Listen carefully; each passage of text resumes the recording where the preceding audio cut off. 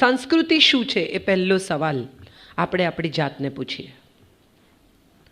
સદીઓથી ચાલતી આવતી રૂઢી, લગભગ બધા લોકો સંસ્કૃતિના નામે જે કરે છે એ મોરલ પોલીસિંગ છે. આવું કરાય, આવું પહેરાય, આવું ન પહેરાય, આમ ખવાય, આમ ન ખવાય, આવું વર્તાય, આવું ન વર્તાય, આવું બોલાય, આવું ન બોલાય. આ જે કોઈ નિશ્ચિત નિયમો છે એ નિશ્ચિત નિયમોની વચ્ચે ક્યાંક કશેક આપણે એવું માનીને ચાલીએ છીએ કે આ નિયમોમાં જીવીશું તો સમાજ આપણને એક્સેપ્ટ કરશે, આપણા વખાણ થશે, લોકોને આપણે ગમીશું, બીજા લોકો આપણને સ્વીકારે એ આપણા જીવવાની, આપણા સુખી હોવાની પહેલી શરત છે. અધર પીપલ શુડ એક્સેપ્ટ અસ. આપણું એક્સેપ્ટન્સ થાય, લોકો આપણી સાથે જોડાય, એ આપણા જીવનની મુખ્ય જરૂરિયાત છે. એવું ન થઈ શકે તો ટીનેજથી શરૂ કરીને 70 વર્ષના માજી સુધી બધાને ફિયર ઓફ મિસિંગ આઉટ થાય છે. એમની 6 બહેનપણીઓ હોય 70 વર્ષના માજીની, અને એમાંથી 5 ક્યાંક લંચ પર જઈ આવે અને ફોટા મૂકે તો પેલા છઠ્ઠા બેનને એમ થાય કે મને ન બોલાવી, હવે જો તમારો બધાનો વારો છે. So the fun of the story is કે આપણે બધા જાણે અજાણે એક્સેપ્ટન્સના ગુલામ છીએ. આપણને બધાને લાગે છે થોડા લોકો બનીને એક પરિવાર બને, થોડા પરિવારો બનીને એક સમાજ બને, અને આપણને બધાને લાગે છે કે આ સમાજ એક્સેપ્ટ કરે એને સંસ્કૃતિ સાથે જોડાયેલું જીવન કહેવાય. હું અહીંયા ટી શર્ટ અને પેન્ટ પહેરીને આવું તો પહેલું રિએક્શન એવું આવે કે અરે આવું પહેરીને અહીંયા અવાય? કેમ ન અવાય? એવું ક્યાં લખ્યું છે? એવું ક્યાંય લખ્યું નથી કે એવું પહેરીને ન અવાય. તમને મારી વાત સાંભળવામાં રસ છે કે હું શું પહેરીને આવું છું એ જોવામાં રસ છે, પણ મજા એ છે કે હું પણ એને ફોલો કરું છું, તમે પણ એને ફોલો કરો છો, અને એને આપણે જાણે અજાણે સંસ્કૃતિ કહીએ છીએ. ભાષા એ માણસે બનાવેલું તત્વ છે. પહેલાં નાદ આવ્યો, નાદ પરથી ધ્વનિ આવ્યો, ધ્વનિ પરથી અક્ષરો આવ્યા, અને અક્ષરો પરથી ભાષા આવી. અને આ ભાષા જ્યારે માણસે બનાવી તો તમે એટલું સમજી લો કે દુનિયામાં બનાવેલી દરેક ચીજ નાશવંત છે. ખુરશી પણ નાશવંત છે, ટેબલ પણ નાશવંત છે, ફ્રૂટ પણ નાશવંત છે, અને ભાષા પણ નાશવંત છે. બધાને એમ થઈ ગયું કે ગુજરાતી બચાવીએ, પણ એ એક એવી ભાષા છે કે જેને તમે બચાવી શકો ત્યાં સુધી ડેફિનેટલી બચાવો, પણ આવનારા 5 વર્ષ, 7 વર્ષ, 10 વર્ષ પછી આ ગુજરાતી નહીં રહે. પેનડ્રાઈવનું ગુજરાતી શું? કોઈ નહીં, તમને ખબર નથી. હાર્ડ ડિસ્કનું ગુજરાતી શું? એવા કેટલા બધા શબ્દો આવશે. ગાંધીજી મેજ લખતા, આપણે ટેબલ લખતા થયા. હવે મેજ તમે કોઈને કહો તો એને એમ થાય કે કઈ ભાષા બોલે છે, ક્યાંની ભાષા બોલે છે. હમણાં નીતિન મુકેશને એકવાર મળવાનું થયું ત્યારે એમણે કહ્યું તો તમને મળીને બહુ હરખ થયો, એન્ડ આઈ વોઝ વન્ડરિંગ કે આ હરખ શબ્દ મેં કેટલા વર્ષો પછી સાંભળ્યો. સો એવી કેટલી બધી ભાષા. અમે આ ચાંદલોની એમણે વાત કરી તો હું ને શ્રદ્ધા માનવને બહુ હેરાન કરીએ, એટલે માનવ એક દિવસ કે છે આ 2 જણા ભેગા થઈને મને બહુ કનડે છે, and then he could refer કે મારું ગુજરાતી જે કંઈ છે એ મારા દાદી સાથે રિફર થયેલું ગુજરાતી છે, મારા દાદી બોલતા એટલું જ ગુજરાતી મને યાદ છે. તો આ કનડે છે શબ્દ તો ક્યાં કેટલા વર્ષો પહેલાં ભૂસાઈ ગયો સુરેન્દ્રનગરમાં. હવે સુરેન્દ્રનગરમાં કોઈ કનડે છે નથી બોલતું, પણ એ બોલે છે કારણ કે એના મનમાં આ શબ્દ સ્ટોર થયો છે. ધેટ મીન્સ આપણા મનમાં જે શબ્દો, જે જીવનશૈલી, જે પ્રકૃતિ, જે બાબતો સ્ટોર થઈ છે એ સંસ્કૃતિ છે. મારા પપ્પાએ મને શીખવાડ્યું કે આમ કરાય ને આમ ન કરાય. મેં મારા બાળકને શીખવાડ્યું કે આમ કરાય કે આમ ન કરાય. એને એના પપ્પાએ શીખવાડ્યું કે આમ કરાય કે ન કરાય, અને એને આપણે સંસ્કૃતિ માની. એવું છે નહીં. સંસ્કૃતિ શું છે એમાં પડીએ તો આપણને સમજાય કે સભ્યતા સાથેની સમજણ છે. મોટા ભાગના લોકોનો પ્રોબ્લેમ એ નાગરિક કહેવાયા. કેમ નાગરિક કહેવાયા? કારણ કે નગરમાં વસ્યા, જંગલોમાંથી નીકળીને નગરો બન્યા, અને જે નગરમાં વસ્યા એ નાગરિક કહેવાયા. નાગરિક કેમ કહેવાયા? કારણ કે સભ્ય હતા. They were wearing proper clothes, they were behaving proper, they learn to behave. આટલું નાનું છોકરું હોય, તોફાન કરતું હોય, એને આપણે એમ કહીએ નો, ડોન્ટ ડુ દેટ, છરીકાંટાનો અવાજ નહીં કરવાનો, આમ નહીં કરવાનું, ફલાણું નહીં કરવાનું. 5 વર્ષની છોકરીને આપણે કહે સિટ લાઈક અ લેડી, પગ નીચા રાખ. અરે એની ચડ્ડી દેખાય છે, એને પોતાને ખબર નથી. 5 વર્ષના બાળકને આપણે એને અત્યારથી કોન્શિયસ કરીએ છીએ કે અમુક રીતે વર્તાય ને અમુક રીતે ન વર્તાય. એનું બાળપણ છીનવી લીધું આપણી કહેવાતી સંસ્કૃતિ અને સભ્યતાએ. એના કપડાં બદલતી વખતે 3 વર્ષની 5 વર્ષની છોકરી એમ કહે છે બધા બહાર જાઓ. એને બોડીની સમજ આવે એ પહેલાં તો આપણે એને એવી સમજ આપી દીધી કે એ સ્ત્રી છે. આને સંસ્કૃતિ કહેવાની ભૂલ નહીં કરતા, કારણ કે સંસ્કૃતિ પાસે બીજું બધું બહુ છે. Culture, what is culture? એમ કહેવાય કે આ લોકો બહુ કલ્ચર્ડ છે. એનો અર્થ એમ થયો કે કલા સાથે જોડાયેલી વાત, શાસ્ત્રો સાથે જોડાયેલી વાત, શસ્ત્ર સાથે જોડાયેલી વાત. આવું કેટલું બધું છે કે જેના વિશે આપણે જાણવાની તસ્દી લીધી નથી ને જાણવાની પરવા પણ કરી નથી. અને હવે અચાનક આપણને લાગ્યું છે કે સંસ્કૃતિ અને સ્માર્ટ લાઈફ વચ્ચે એક ખેંચાણ થાય છે. સેલફોન ઉપર આપણા બધાનું જીવન એટલું બધું નિર્ભર થઈ ગયું છે. તમે વિચાર કરો, કાળા ચકરડાવાળા ફોન હતા એવું કેટલા લોકોને યાદ છે? યાદ છે ને બધાને? આ કાળા ચકરડાવાળા ફોન હતા, અત્યારે કેટલા નંબર મોઢે રહેતા હતા. એ પછી આવ્યા પુશ બટનના ફોન, જેમાં થોડી મેમરી હતી, એટલે થોડા ભૂલાયા કે આમાં 10 નંબર સ્ટોર્ડ છે, વાંધો નહીં આવે.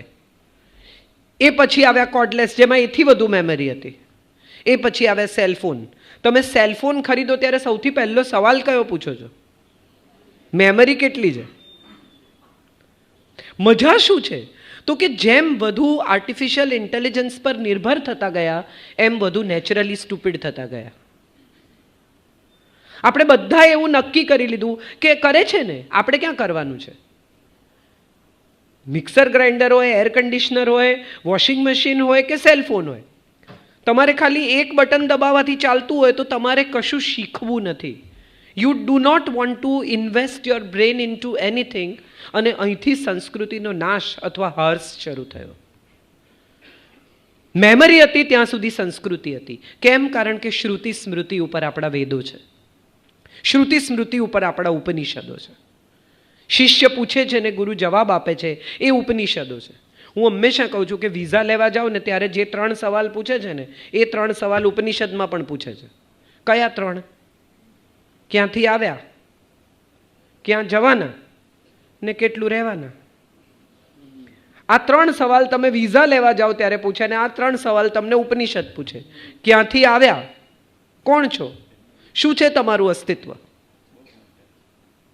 ક્યાં જવાના, શું થશે તમારા નાશ પછી, તમારા શરીરના નાશ પછી, અને કેટલું રહેવાના. ધરતી ઉપર વ્યક્ત મધ્ય કેટલું છે? ભગવદ્ ગીતા કહે છે કે અવ્યક્તાની ભૂતાની, પાછળ પણ ખબર નથી, આગળ પણ પછી ખબર નથી. આગે ભી જાને ના તું, પીછે ભી જાને ના તું, જો ભી હે બસ યહી એક પલ હે. પણ છતાં આપણી મજા શું છે? તો કે આપણે ભવિષ્યની ખૂબ ચિંતા કરીએ છીએ. ચકલી તમારે ત્યાં ચણવા આવે છે ત્યારે પોટલી બાંધે છે કે કાલ મને નહીં તમે ચણ નાખો તો લાવો થોડી પોટલી લેતી જાઉં, એક કપડું આપો ને, આવું કહે છે તમને? એને વિશ્વાસ છે કે મને કાલે આ નહીં નાખે તો કોઈક બીજું નાખશે, પણ ચણની પોટલી ન બંધાય એવી એને સમજ છે. ગાય ઘાસ છુપાવે છે કે કાલ આ લોકો નહીં આપે તો લાવો થોડું લઈ લઉં, નાખશે, કોક તો ખવડાવશે ને. એક માણસ જ એવો છે જે ભવિષ્યની ચિંતામાં સમય બરબાદ કરે છે અને ભૂતકાળની ભૂલોમાંથી, ભૂતકાળની સ્મૃતિમાંથી છટકી શકતો નથી. અને માટે કદાચ આપણે આપણી સંસ્કૃતિ સાથે જોડાઈ શક્યા નથી, કારણ કે આપણે ભૂતકાળમાં અટવાયા છીએ. સંસ્કૃતિ ભૂતકાળ નથી, સંસ્કૃતિ અસ્તિત્વ છે. બધા લોકો એવું કહે છે કે આ તો જૂનવાણી છે. જૂનવાણી હોવું એટલે શું? રૂઢિઓમાં જકડાવું. સંસ્કૃતિ કદી જૂની થતી જ નથી, કારણ કે સંસ્કૃતિ સમય સાથે બદલાય છે. તમે પાણીમાં ડૂબકી મારીને બહાર નીકળો અને ફરી ડૂબકી મારો, ત્યાં સુધીમાં જેમ પાણી બદલાઈ જાય ને એમ સંસ્કૃતિ વહે છે. તમે 2 ડૂબકી મારો તો બંને ડૂબકીનું પાણી જુદું છે, એટલું તો સમજી શકો છો. તો સંસ્કૃતિમાં પણ એ જ પરિસ્થિતિ છે કે તમે ગઈકાલ સુધી તમારા સૌથી પહેલા પપ્પાને શું કહેતા હતા? તો કે ભાઈ. બહુ જ વર્ષો પહેલા પપ્પાને ભાઈ કહેતા હતા, બાપુજી કહેતા હતા, કાકા કહેતા હતા. પછી સમય આવ્યો પપ્પાનો, હવે સમય આવ્યો ડેડનો, એનાથી આગળ હવે સમય આવ્યો છે ડેડાનો. પાપા, ડેડા, આ કયા શબ્દો છે જે આપણે કદી, છોકરાઓ લખે છે TTYS, ટોક ટુ યુ સૂન. આ TTYS, LOL હું ક્યાં સુધી એવું વિચારતી હતી કે લવ યુ લોટ્સ. પછી મને ખબર પડી કે ના, LOL is laugh out loud છે. So these are the things. કેટલા વખત સુધી મને એમ હતું કે અચ્છા તો લવ યુ લોટ્સ કે છે, એવું છે નહીં. આ બધા એબ્રેવેશન્સ આપણી સંસ્કૃતિનો હિસ્સો બનતા ગયા.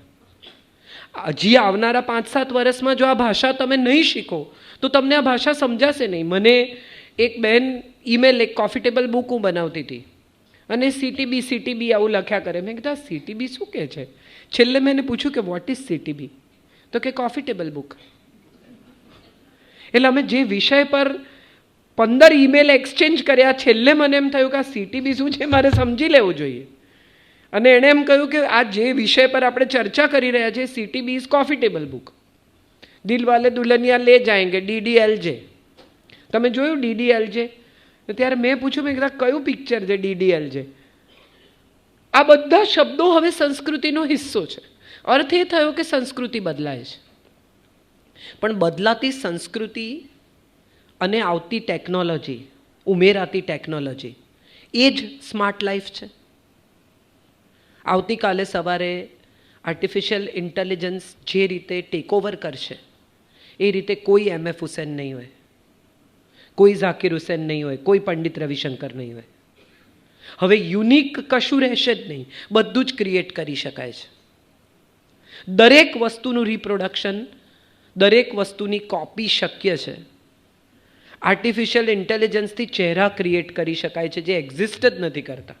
કોકની આંખો, કોકનું નાક, કોકના હોઠ, કોકના કાન, કોકના ગાલ, આ ભેગું કરીને એક માણસ બની જાય અને એ માણસ આ જગતમાં છે નહીં.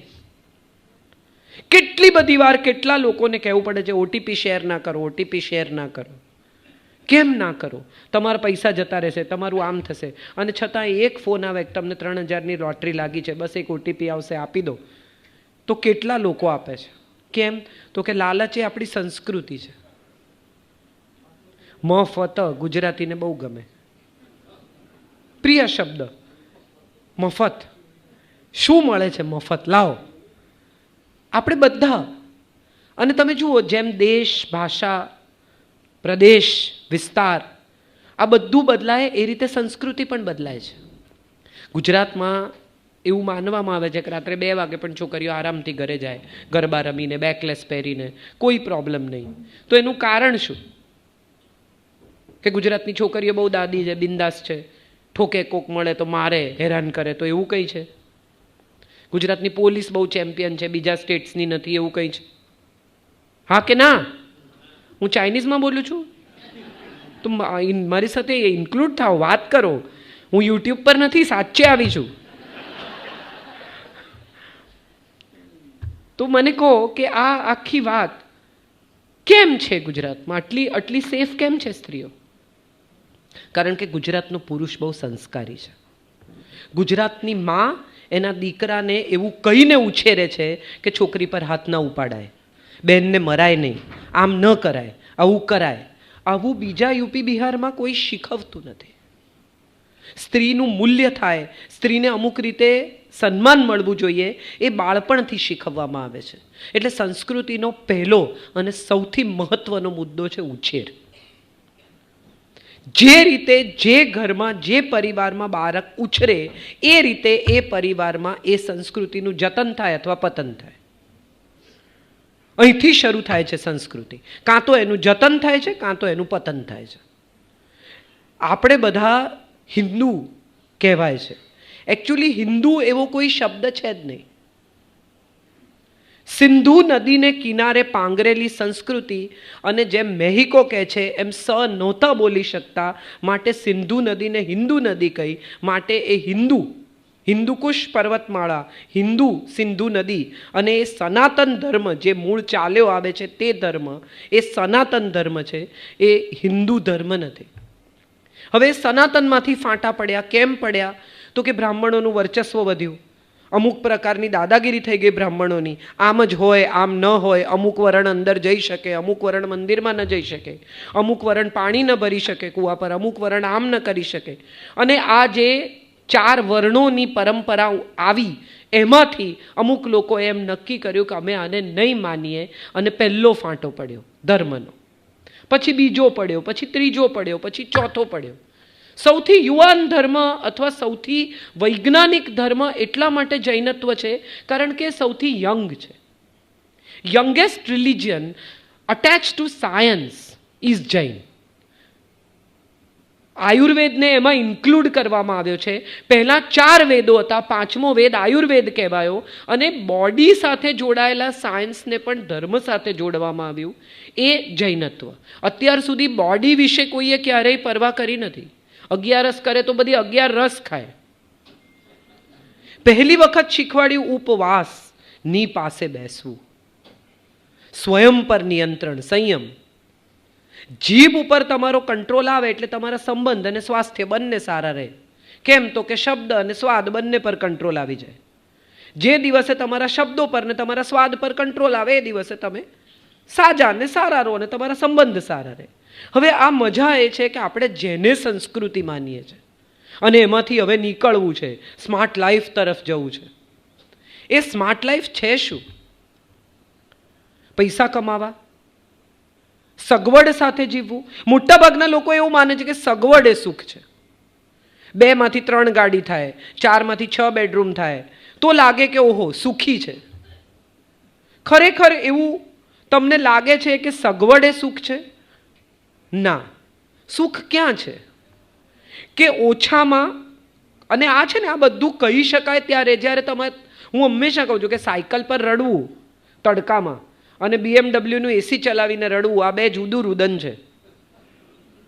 તમે તડકામાં સાયકલ ચલાવતા ચલાવતા રડતા હો ને તો તમને તમારા રુદન ઉપર એ તિરસ્કાર થાય કે આવી રીતે રડવાનું યાર. અને BMW નું એસી ચાલુ હોય, અરિજીત વાગતો હોય ને તમે રડો ને તો તમારું હાર્ટબ્રેક બી મોંઘું છે.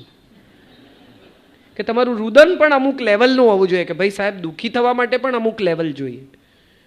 કહેવાનો અર્થ અથવા તાત્પર્ય એ છે કે આપણે જેને સ્માર્ટ લાઈફ માનીએ છીએ એ માત્ર ટેકનોલોજીથી અટેચ્ડ છે.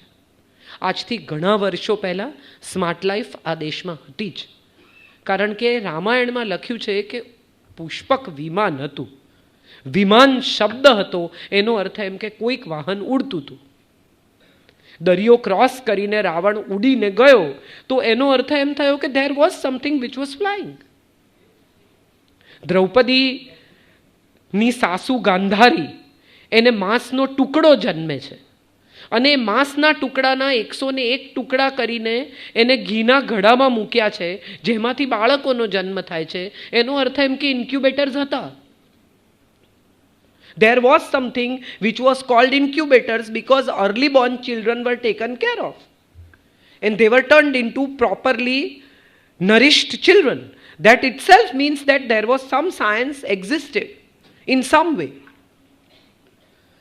પાંડુને સંતાનો નથી જન્મી શકતા માટે કુંતી એમ કે છે કે હું દેવોનું આહવાન કરું અને હું બાળકોને જન્મ આપું. ધેટ મીન્સ IVF અને ડોનર પણ હતા. તો આપણે કઈ સ્માર્ટ લાઈફમાં પ્રવેશ્યા છીએ તો સમજીએ. પહેલાં આપણને બધાને એમ લાગે છે કે આપણે બધા બહુ સ્માર્ટ થઈ ગયા, આપણે બધા બહુ ટેકનોલોજી સાથે જોડાઈ ગયા. એક સેલફોન કે એક જુદા પ્રકારની ટેકનોલોજી એ સ્માર્ટ નથી. સ્માર્ટ એ છે કે તમે તમારી જીવનને, તમને મળેલી ઉપર આવી જાઓ ને please. Why are you standing? It's going to be long. Please ફરીને આવી જાઓ. ઊભા રહેવાનો કોઈ મતલબ નથી. આ પણ સ્માર્ટ છે કે આવીને બેસી જવું, ઊભા ન રહેવું 1 કલાક. સો આઈડિયા ઇઝ કે આપણે જેને સ્માર્ટ માનીએ છીએ એ ટેકનોલોજી છે માત્ર. સારી રીતે જીવવું એ સ્માર્ટ લાઈફ છે. હવે સારી રીતે જીવવાની દરેકની જુદી જુદી વ્યાખ્યાઓ છે. કોકને એમ છે કે ભાઈ સારું ખાવા મળે તો મજા છે, કોકને એમ છે કે સત્તા મળે તો મજા છે, કોકને એમ કે સંપત્તિ મળે તો મજા છે, કોકને એમ છે કે ભાઈ સ્ત્રીઓ કોઈ પણ ઉંમરે આપણી પાછળ હોવી જોઈએ, અથવા કોઈ સ્ત્રીને એમ કહે આપણે હજી માર્કેટમાં છીએ, 2 જણા હજી આપણને જુએ છે તૈયાર થઈને નીકળીએ તો માર્કેટમાં છીએ. કેટલા બધા આસ્પેક્ટ્સ છે સારી લાઈફના. પણ મારે 4 આસ્પેક્ટ પર વાત કરવી છે સ્માર્ટ લાઈફની. જો તમે સાચે સ્માર્ટ છો ને તો સૌથી પહેલાં વિચાર કરો તમારા સ્વાસ્થ્યનો. ખૂબ ટેકનોલોજી અવેલેબલ છે સ્વાસ્થ્ય માટે, પણ આપણે કોઈ ટેકનોલોજીનો ઉપયોગ કરતા નથી. બ્લડ પ્રેશરનું મશીન ઘરમાં હોય, લઈ આવવામાં આવ્યું હોય, તેમ છતાં માપવાનું આપણને આળસ આવે. કેમ? કારણ કે પછી પ્રેશર આવે તો, પણ એ તો હશે તો આવશે. ડાયાબિટીસ ટેસ્ટ નહીં કરાવવાનો. કેમ? તો કે આંકડો મોટો આવે તો, પણ એ તો હશે તો આવશે. સ્માર્ટ હોવું એટલે સૌથી પહેલાં પોતાના સ્વાસ્થ્ય વિશે જાગૃત હોવું. ટેકનોલોજીનો સાચો ઉપયોગ. હવે તો ફોન કહે છે તમને ડાયાબિટીસ વિશે, તમારા હાર્ટના બીટિંગ વિશે, તમારા બ્લડ પ્રેશર વિશે. આપણે ફોન ઉપાડવો, મૂકવો અને વોટ્સએપ કરવા, આ સિવાય એનો કોઈ ઉપયોગ કરતા નથી. અને વોટ્સએપને કેટલા વધારે પહોંચાડી શકાય. ગ્રુપ બનાવે ને એમાં વધારે પાછું મૂકે ને પાછા એક ગ્રુપનું બીજું ગ્રુપનું એનું ત્રીજું પાછું ગ્રુપ બનાવે. અને જાત ભાતનું તમારી ઉપર જે મેસેજ આવે છે તમે વિચારી જો, આદુ ઘસો ને આમ કરો ને ફલાણું ચહેરા પર ચિયા સીડ લગાડો ને. તમે એને એકવાર ફોન કરીને પૂછજો કે આ બધું તમે વાપરો છો?